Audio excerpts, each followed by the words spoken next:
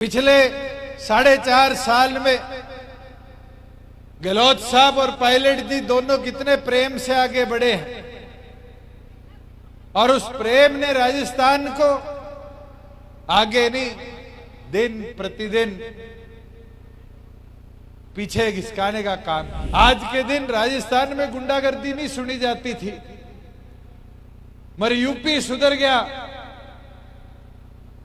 और राजस्थान की हालात आज क्या बनी हुई है वो आप सब जानते। मेरे ख्याल से माइनिंग माफिया है तो राजस्थान में है, भू माफिया है तो राजस्थान में है, और तो और पेपर लीक हो, एजुकेशन हो, हर जगह माफिया बनाकर इस प्रदेश का जितना बदहाल कांग्रेस ने किया है, मेरे ख्याल से आज तक राजस्थान ने ये प्रलय इतिहास में नहीं। हमने तो एक सामाजिक काम खरनाल में छेड़ा, वीर तेजाजी महाराज का मंदिर बनाने का, मगर उस मुहिम के बाद एक चीज जरूर मुझे देखने को मिली कि वीर तेजाजी महाराज का मंदिर तो खरनाल में बन रहा है, उसका असर राजस्थान की राजनीति में दिखा। कि आने वाले भविष्य में हम चर्चा भी करेंगे भारतीय जनता पार्टी से कि हरियाणा की तरह मिलकर प्रदेश में आगे बढ़े। हमारे भी एक बड़े भाई साहब है बेनीवाल जी, वो पता नहीं क्यों मेरे से डरे रहते। मैं तो उनको कहता हूं नेतृत्व करो, हम आपका भी साथ देंगे। हमारा तो टारगेट एक होना चाहिए कि राजस्थान विधानसभा की जो मुख्य कुर्सी हो मुख्यमंत्री की, उस पे किसान बिठा दो, चाहे सारे एक होकर बिठा दो। निवास जी के प्रति प्यार लगाव है, आज आपने ये दर्शा दिया यहां बैठकर कि जो इनका 25 साल का संघर्ष है, जिस मेहनत लगन के साथ पिछले 25 सालों में इनने आपके सुख दुख में साथ खड़े होने का काम किया। कोटपुतली ने ये तो मन बना लिया कि आगामी चुनाव को इनको भारी बहुमत से जिताने का आप काम करें। पर साथियों, उस जीत को भव्य कितना बनाओगे ये परीक्षा आपके सामने। आज चुनाव की जब बात करी जाती है तो संघर्ष के अंदर सरों की गिनती होती, और आपके सामने ये चुनौती है कि जुलाई से लेकर दिसंबर तक के सफर में हम कैसे घर घर पहुंचेंगे, कैसे संगठन के अंदर नए लोगों को और जोड़ने का काम करेंगे। और ये मैं विश्वास के साथ कह सकता हूं, हरियाणा प्रदेश में हमें 11 महीने में एक उपचुनाव, लोकसभा का चुनाव, विधानसभा का चुनाव मिला, और लोगों ने बड़ी कयास लगाई कि ये पहला चुनाव है, संगठन का मुश्किल हो।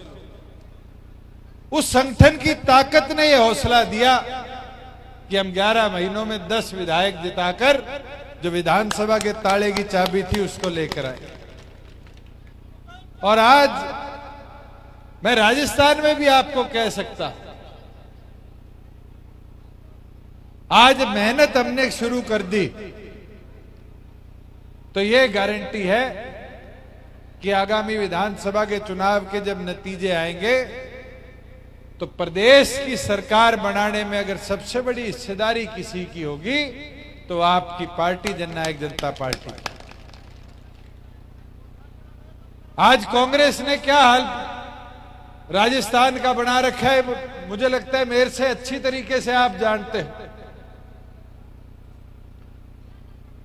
पिछले 4.5 साल में गहलोत साहब और पायलट जी दोनों कितने प्रेम से आगे बढ़े हैं, और उस प्रेम ने राजस्थान को आगे नहीं, दिन प्रतिदिन पीछे घिसकाने का काम किया। अभी पीछे आंकड़े आए क्राइम के, तो राजस्थान प्राथमिक प्रदेशों में है जहां अपराध बढ़ा।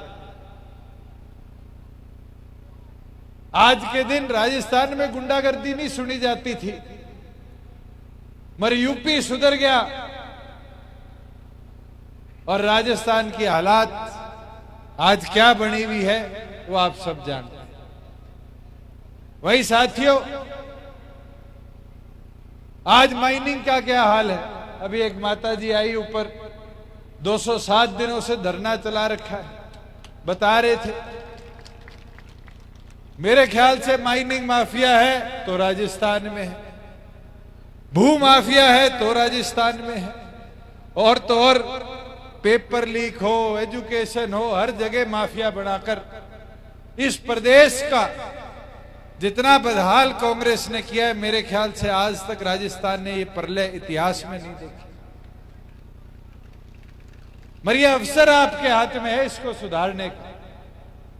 मुझे वो दिन भी याद है, पिछले पत्रकार साथी बता देंगे, चुनाव से पहले कांग्रेस के शीर्ष नेतृत्व आकर कहते थे राज बना दो, किसान का कर्जा माफ कर देंगे 10 दिन में। 4.5 साल हो गए, चवन्नी माफ करी किसी की। बुजुर्ग युवा साथियों, आज इनसे पूछो तो सही कि प्रदेश के अंदर किसान की बदहाली के क्या हालात हैं। आप हरियाणा में आओ, सूरजमुखी का धरना पंजाब के लोगों ने आकर हरियाणा में किया। आम आदमी पार्टी के लोग कहते हैं कि हरियाणा में किसान बदहाल है। 6050 रुपया रेट सूरजमुखी का हरियाणा दे रहा है, वही आम आदमी की पंजाब सरकार 4200, कर्नाटका की कांग्रेस सरकार 3300। आज हरियाणा से ज्यादा खुशहाल किसान किसी प्रदेश का नहीं है। यूपी वाले आके कहते हैं हम अपनी फसल हरियाणा बेच के आते हैं, राजस्थान वाले कहते हैं हम अपनी फसल हरियाणा बेच के आते हैं, और तो और पंजाब वाले भी हरियाणा में फसल लाकर बेचने लगे। अभी पीछे हमने खरीद करी गेहूं की, किसी किसान को 2 घंटे से ज्यादा मंडी में नहीं आना पड़ा, और खरीद को इतना सिस्टमैटिक बनाया कि अगर किसान का आड़ती ने माल उतारा है, उससे 48 घंटे में पैसा किसान के खाते में सरकार देने का काम। मैंने 13,000 करोड़ रुपया गेहूं का हरियाणा के किसानों के खाते में भेजा। ये हमारे नांगल चौधरी के साथी बैठे, इनसे पूछो, बाजरा हो, सरसों हो, अगर सरकार खरीद नहीं रही तो भावांतर भरपाई में एमएसपी के बराबर उसके खाते में हम 200, 500, 1000 रुपया जो बनता है किसान के खाते में बेच देते। किसान 2 महीने बाद बेचे, 3 महीने बाद बेचे, उसको आर्थिक नुकसान उस चीज का ना। आज वो व्यवस्था राजस्थान में कैसे बनेगी? मैं देख रहा था, हम पीछे आए, हमने तो एक सामाजिक काम खरनाल में छेड़ा, वीर तेजाजी महाराज का मंदिर बनाने का। मगर उस मुहिम के बाद एक चीज जरूर मुझे देखने को मिली कि वीर तेजाजी महाराज का मंदिर तो खरनाल में बन रहा है, उसका असर राजस्थान की राजनीति में दिखा। गहलोत साहब ने घबराकर रातों रात वीर तेजाजी महाराज के नाम पे बोर्ड की घोषणा कर दी कि बोर्ड किसान विकास का काम करे। मैं तो गहलोत साहब से पूछना चाहता हूं, किसान विकास के लिए तो आपकी सरकार ने अनेक बोर्ड पहले ही बना रखे, मगर राजस्थान के किसान को खुशहाल करने का काम नहीं किया। ये तो पत्रकार साथी बता देंगे, एक योजना थी कुंभाराम जी के नाम पे लिफ्ट योजना, और वो योजना पिछली सरकार के समय से अनाउंस होती आ रही। 4.5 साल हो गए कहीं एक लिफ्ट लगाई हो। यादव जी कह रहे थे पानी भिजवा देना। पानी तो जब मिलेगा यादव जी जब सरकार में हिस्सेदारी किसान की बनाने का काम करे। आज सबसे बड़ी कमी है कि किसान को जो नेतृत्व मिलना चाहिए था राजस्थान में, वो कभी नहीं मिला। और आज आपसे आग्रह विनती करता हूं कि उस किसानी की एकता के लिए हमें आगे बढ़कर अपने प्रदेश में पार्टी संगठन को मजबूत करना पड़ेगा। और मेरा तो अनुरोध प्रार्थना आप सबसे, ये रामनिवास जी पृथ्वी जी कह रहे थे बेचारे, बेचारे नहीं, राजनीति में कोई बेचारा नहीं होता। आदमी की मेहनत, आदमी का संघर्ष होता है जो लोगों को उसके साथ, उसके प्रति जोड़ने का काम करता है। और आज हजारों की तादाद में आप आए हो, तो ये आपका मन से विश्वास है किसके प्रति? रामनिवास जी के प्रति। और मैं ये विश्वास के साथ कह सकता हूं कि आने वाले भविष्य में हम चर्चा भी करेंगे भारतीय जनता पार्टी से कि हरियाणा की तरह मिलकर प्रदेश में आगे बढ़े, और उसके अंदर प्राथमिक तौर पर अगर कोई विधानसभा सीट हम लेने का काम करेंगे तो कोटपुतली की सीट को लेकर आगे बढ़ाने। मैं तो आपसे साथियों आग्रह विनती करूंगा, उस विश्वास को पूरा आपने करना है। सिंबल तो मैं दे दूंगा, टिकट दे देंगे, मैदान में उतार देंगे, मगर फिर वही बात है, सरों की गिनती तो आप लोग इकट्ठा करो। और चौधरी देवीलाल जी क्या करते थे एक बात, कि राज बनता है हवा से और हवा बनती है प्रचार से। आज इतने बैठे हो, ये सारे साथी शाम तक जाकर अपने गांव में, अपनी कॉलोनी में पार्टी का प्रचार शुरू कर दोगे। और मेरी माताएं बहनें बैठी है, आपकी आबादी 50% है, इस ताकत को समझ लो। हम तो यूं भाषण दे देंगे, ज्यादा से ज्यादा चौक में जाके लोगों से वोट मांगाएंगे, आपकी पहुंच तो चूल्हे तक है। ये कमलेश जी चेयरपर्सन बनी शहर की, ये सावित्री जी जिता के लाई छोरे को जिला परिषद का वाइस चेयरमैन बनाया नांगल चौधरी से। ये मुमकिन कैसे हुआ? इनने जाके चूल्हे पे महिलाएं जोड़नी शुरू करी, और जब रोटी पे चर्चा शुरू हो जाती है तो सारे घर के वोट भी बांधे जाते हैं। वो टाइम चला गया, घर का मुखिया कहता था सारा कुंबा वोट देता था। अब तो अगली रोटी शाम की 1 घंटे देरी कर देगी और कहेगी पहले मान कि रामनिवास के साथ जुड़ना, रामनिवास को जिताना है। तो अपने आप है कि 50% आबादी की ताकत से, और हमने तो करके दिखाया हरियाणा प्रदेश में, महिलाओं को 50% पंचायतों में रिजर्वेशन दी। आज शिक्षित महिलाएं 50% हमारी मेंबर, सरपंच, जिला परिषद, ब्लॉक समिति की मेंबर। और तो और राशन डिपो में महिलाओं की हिस्सेदारी नहीं होती थी, हमने 33% राशन डिपो में हिस्सेदारी महिलाओं की सुरक्षित करने का काम किया। साथियों, गांव का विकास कैसे होगा? आज आपके नोखा में मैंने एक लाइब्रेरी बनाई, खरनाल में एक लाइब्रेरी बनाई, डिजिटल लाइब्रेरी है। और मुझे खुशी हुई, ये पीछे मास्टरों वाले चुनाव रिजल्ट आए मास्टर भर्ती के, और हमारी खरनाल की लाइब्रेरी से 3 मास्टर, जो 3 बच्चे वहां पढ़ते थे, वो की गांव में किताबें उपलब्ध होगी, इतनी एडवांटेज मिली कि आज 3 साथी हमारे सरकारी नौकरी लगी। हरियाणा प्रदेश में सैकड़ों लग गए। और मैं ये विश्वास के साथ कह सकता हूं, ये पौधा हमने लगाया था एक, और इस बार के तो फाइनेंस बजट में केंद्र सरकार ने पूरे देश के गांव में लाइब्रेरी बनाने का निर्णय ले लिया। और मैं ये मानता हूं ये छोटे छोटे बदलाव है। मैं जब हरियाणा प्रदेश के चुनावों में हम उतरे तो हम बात करते थे कि राज बना दो, हरियाणा प्रदेश के सारे रोजगारों में 75% हिस्सेदारी लोकल युवा की होगी। तो बहुत साथी कहते थे कानून कैसे बनाओगे? तो उस समय के बूढ़े बुजुर्गों ने एक बार चौधरी देवीलाल जी की बात याद कराई, जब चौधरी देवीलाल जी ने कहा मैं बुढ़ापा पेंशन हरियाणा प्रदेश में 100 रुपए बूढ़े को दूंगा। तो उस समय सारे सोचने लगे, बंसीलाल जी तो पढ़े लिखे वकील थे, कहने भी लगे मैं इतना पढ़ा लिखा हूं, अगर पेंशन बनती होती तो मैं बना देता। देवीलाल तो झूठ बोल रहे, मगर स्वर्गीय चौधरी देवीलाल जी जैसे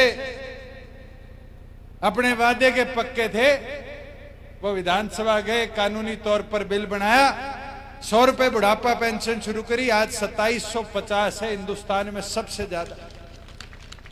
और अगर आप चाहते हो कि हरियाणा की तरह 2750 बुढ़ापा पेंशन आपके प्रदेश में हो, हरियाणा की तरह महिलाओं की हिस्सेदारी सुरक्षित हो, अगर आप चाहते हो कि हरियाणा की तरह 75% रोजगार में राजस्थान के अंदर राजस्थानियों का अधिकार हो, तो मेरा आग्रह विनती आपसे है, हमारे कंधों को ताकत दो, जननायक जनता पार्टी को मजबूत करने का काम करो। बुजुर्गों, युवा साथियों, मैं तो एक विनती आग्रह आपसे अंत में करना चाहूंगा कि आज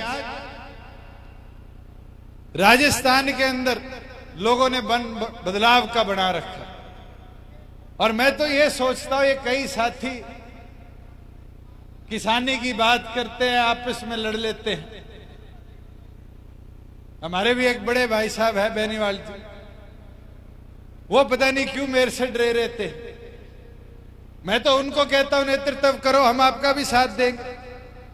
हमारा तो टारगेट एक होना चाहिए कि राजस्थान विधानसभा की जो मुख्य कुर्सी हो मुख्यमंत्री की, उस पे किसान बिठा दो, चाहे सारे एक होकर बिठा दो। और जिस दिन वो बैठ गया, मैं ये गारंटी के साथ कह सकता हूं कि राजस्थान के अंदर आप देखना किसान को शक्ति कैसे मिलेगी, ताकत कैसे मिलेगी, इस माफिया राज लीक राज से कैसे छुटकारा मिलेगा।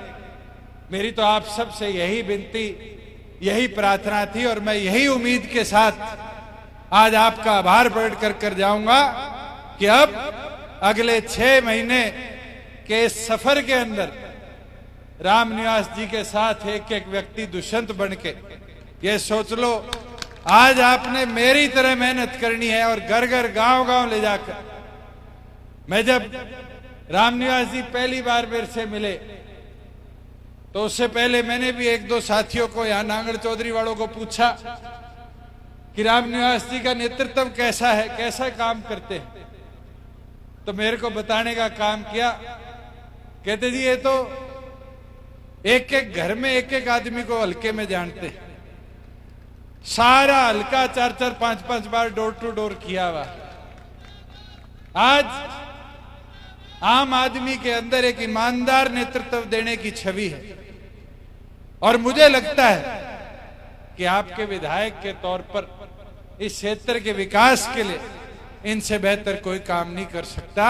मैं तो यही आग्रह विनती आपसे करूंगा कि इसी तरीके से, इसी विश्वास के साथ रामनिवास जी को और ताकत दो, जननायक जनता पार्टी को इस चाबी को और मजबूती देने का काम करो। आप सभी ने राजस्थान आगमन, कोटपुतली आगमन पर जो विश्वास, प्यार दर्शाया है, इसके लिए मैं आपका तहे दिल से आभारी हूं। आपका बहुत बहुत धन्यवाद।